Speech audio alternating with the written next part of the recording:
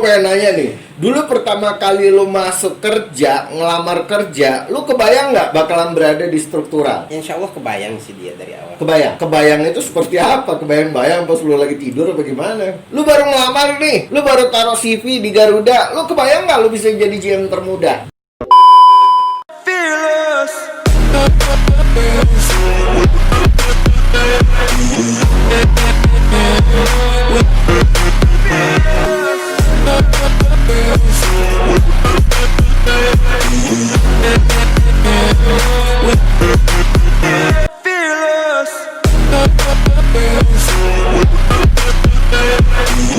Hai semuanya, dukung terus channel ini dengan cara klik tombol subscribe, like, dan share dalam hitungan 5, 4, 3, 2, 1. Terima kasih dan selamat termotivasi.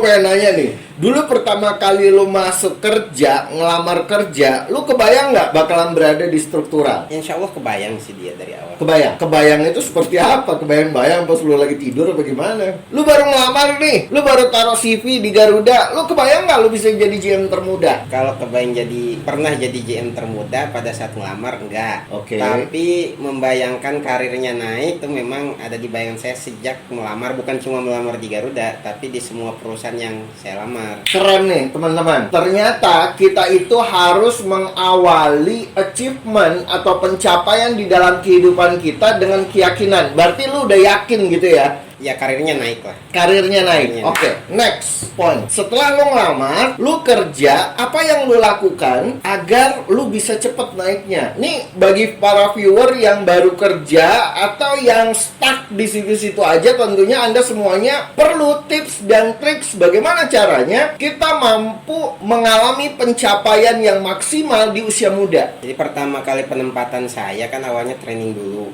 Ya. Kemudian penempatan pertamanya itu di branch office Balikpapan. Ditempatkan di unit sales. Jadi di unit sales berarti itu, lu dari bawah, bener-bener dari staff biasa dong ya. Dengerin para viewer, ini penting banget bagi Anda. Semua cerita sukses yang terjadi di dalam kehidupan ini semuanya berawal from zero. Benar gak? Setuju ya? Ya. From nothing to be something. Oke, lanjutin. Nah, di unit sales itu ada beberapa bagian pekerjaan. Ada yang handle agent, kemudian ada yang handle umroh, corporate, marketing communication, data analysis, dan juga community development. Oke. Nah, saya ditugaskan pada saat itu, satu orang itu dapat satu tugas. Satu Oke. orang dapat satu tugas. Saya ditugaskan pada saat itu handle markom, marketing communication. Itu tugas utama saya. Nah, pada saat penempatan pertama saya itu, meskipun tugas saya hanya markom, saya tahu bahwa karena saya dari awal ingin berkarir baik, saya tahu bahwa untuk berada di posisi tertentu, tentu saya harus menguasai secara teknis banyak bidang pekerjaan. Betul. Jadi meskipun pekerjaan saya itu sebetulnya hanya markom, marketing communication, tapi saya turut membantu teman-teman saya yang mengerjakan corporate, community, agent, umroh, saya bantu semuanya. Berarti lu waktu itu sebenarnya kerjanya di markom, tapi lu bantuin semua pekerjaan di unit sales. Berarti lu mencoba menjadi orang yang multitasking. Ya. Agar suatu hari lu benar-benar mampu menguasai semua bidang keilmuan yang ada di dalam perusahaan lu. Ya, ketika saya kuliah berorganisasi, saya paham bahwa jenjang organisasi itu, jenjang paling bawahnya itu penguasaan teknis. Oke. Setelah penguasaan teknis, baru kemudian masuk ke jenjang selanjutnya itu konseptor, conceptual thinking. Dia menjadi konseptor. Nah, agar memiliki pemikiran konseptual yang baik, maka dia harus menguasai teknis yang baik. Oke. Nah, secara teknis itu ketika kita lihat subteknisnya banyak, maka sebisa mungkin kita harus minimal secara general kita tahu dan kita paham agar kita memiliki conceptual thinking yang baik. Nah, baru di tahap terakhir ketika kita berada pada posisi puncak itu baru secara organisasi dan sistem maker. Gitu ya? Ya. Okay. Sistem maker. Jadi membuat sistem bagaimana agar sebuah kebijakan itu bagaikan bola salju atau efek domino. Tik tik tik tik tik tik gitu. Itu semuanya berawal ketika kita menguasai teknis yang baik di level kita terbawah.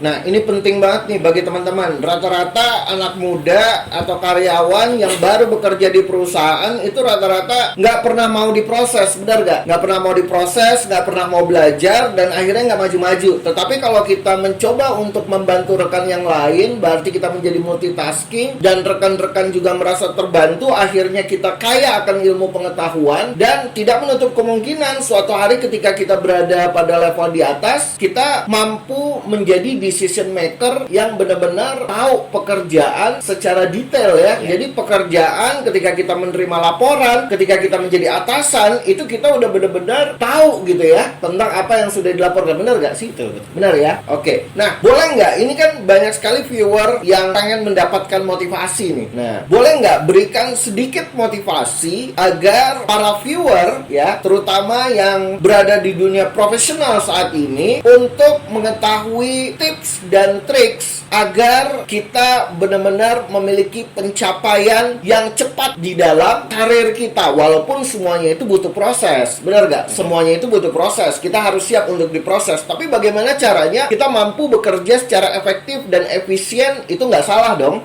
Berarti kita mencoba untuk lebih efektif, lebih efisien. Nah, gimana menurut Pak Agung? Boleh sedikit motivasinya nih buat rekan-rekan? Pada prinsipnya kenaikan karir itu berarti penambahan tanggung jawab. Penambahan tanggung jawab. Dan tanggung jawab itu hanya diberikan kepada yang layak atau dianggap kompeten.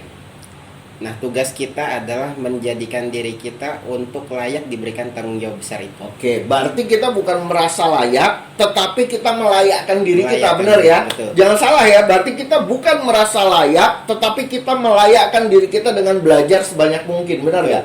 Oke, lanjut. Itu yang pertama. Yang kedua, kita harus paham bahwa hubungan industrial antara karyawan dengan perusahaan adalah take and give. Anda mendapatkan besar ketika Anda juga memberikan besar. Oke.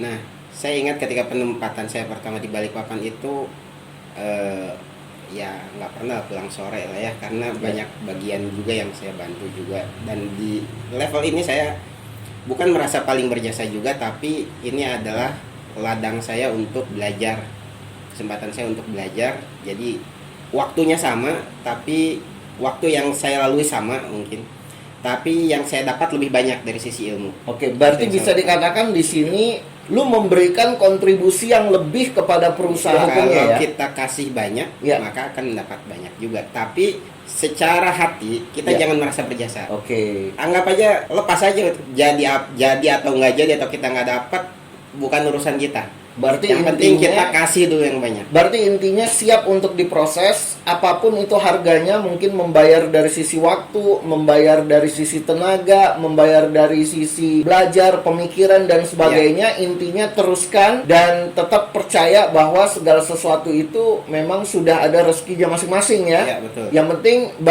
bagian hasil itu bukan urusan kita, urusan yang di atas, tetapi bagian usaha itu adalah kita. Ya, Bagian kontribusi, bagian usaha adalah kita. betul. Wah, luar biasa banget. Biasa di luar. Pak Agung ini adalah rekan saya, rekan apa ya? Rekan makan, rekan ngobrol-ngobrol, sharing. Dia orangnya inspiratif banget. Oke, Pak Agung, pesan singkat buat rekan-rekan yang sedang menonton saat ini. Statement singkat dari Bapak. Tentang apa statementnya?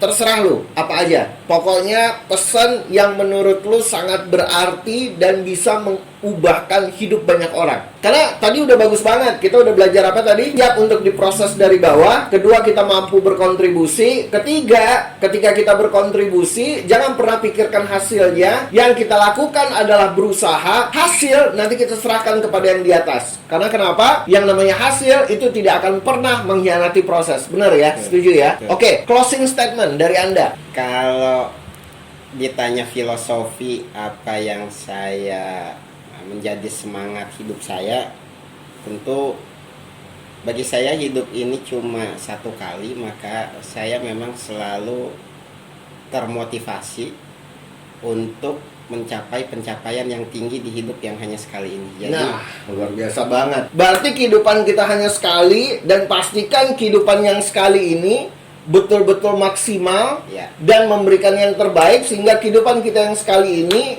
akan benar-benar berarti bukan hanya untuk diri kita tetapi untuk orang banyak. Orang banyak. Oke, luar biasa sekali tokoh inspiratif Bapak Agung Anugrah. Beliau adalah GM Garuda Indonesia termuda.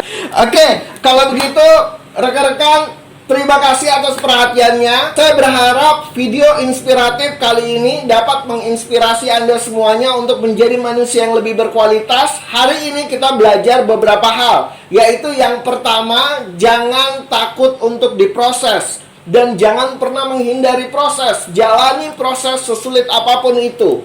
Yang kedua, yang kita pelajari yaitu harus mau berkontribusi. Berikan kontribusi terbaik Anda bagi perusahaan Anda dan ataupun usaha yang Anda buka saat ini. Yang ketiga adalah Anda tidak perlu memikirkan hasilnya, tetapi Anda harus menjalani proses sebaik mungkin. Dan tentunya dengan Anda melakukan 3 tips itu, Anda akan mampu bekerja secara efektif dan efisien di dalam kehidupan Anda. Terus alami perubahan bersama-sama saya, Dr. Rizaldi Putra, karena saya yakin Anda bisa, saya bisa, karena kita semua pasti bisa. Pasti bisa. Pasti bisa ya? Pasti bisa. Terima kasih dan selamat termotivasi. Hormat saya, Dr. Rizaldi Putra. Dan siapa nama lu? Agung Anugrah. Agung Anugrah. Oke, sampai ketemu di video berikutnya.